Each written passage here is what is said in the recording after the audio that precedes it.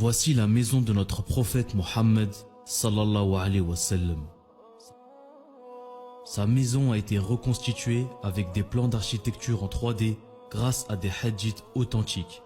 Elle fut construite avec des matériaux périssables tels que des torchis et des troncs de palmier. Le toit était d'ailleurs fait de branches de palmier et lorsqu'il pleuvait, la maison se mouillait. Tandis que les chambres, elles étaient faites de pierres les unes sur les autres, consolidées avec de l'argile. Les entrées n'étaient pas des portes, mais juste des rideaux, et tous les divers objets que vous voyez sur ces images ont été reproduits à l'identique de ceux qui existaient déjà il y a 14 siècles. Ce sont les mêmes méthodes de fabrication à la main qui se faisaient autrefois. Il y avait une lance, un arc, des flèches et une épée. Et l'oreiller que notre prophète Mohammed sallallahu alayhi wa sallam utilisait pour dormir était une brique.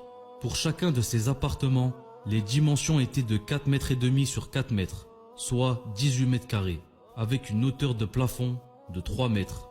Le prophète sallallahu alayhi wa sallam avait acheté à l'époque un terrain de 2500 mètres carrés appartenant à 2 orphelins. Puis les compagnons du prophète sallallahu alayhi wa sallam ont construit la mosquée de Médine dès le début de la Hijra en l'an 622. Ils ont aussi construit des maisons pour le prophète et ses femmes à côté de la mosquée. L'appartement avait 2 portes, une porte donnant sur la mosquée sur le côté ouest et une autre porte qui donnait sur le long couloir des autres appartements qu'empruntait le prophète Mohammed sallallahu alayhi wa sallam pour rendre visite à ses épouses.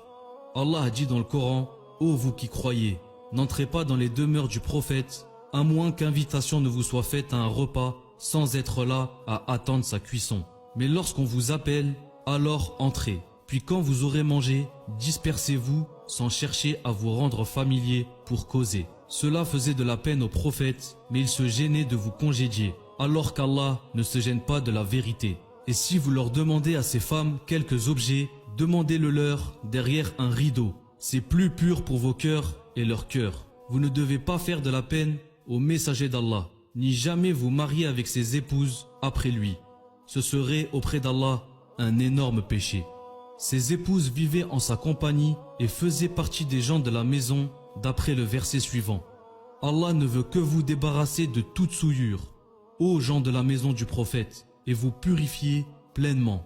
En plus d'avoir servi de demeure pour notre prophète Mohammed sallallahu alayhi wa sallam, sa maison a également servi de lieu de rassemblement pour la première communauté musulmane, notamment lors des prières collectives.